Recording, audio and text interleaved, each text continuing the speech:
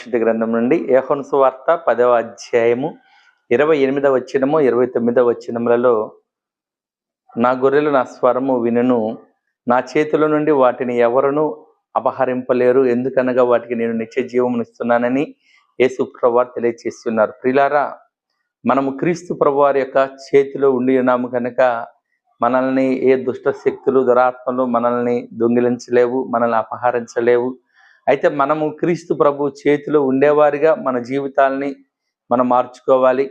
మనము పరిశుద్ధమైన జీవితం కలిగి ఉండాలి. దేవునికి ఇష్టమైన బిడ్డలుగా మనం జీవించాలి. దేవుని యొక్క కుడి హస్తమును పట్టుకొని మనం నడిచేవారిగా ఉండాలి. ప్రభు యొక్క వాక్యానికి మనం లోబడేవారిగా ఉన్నప్పుడు యేసు ప్రభువారు మనకు నిత్య జీవాన్ని దయచేస్తాడు.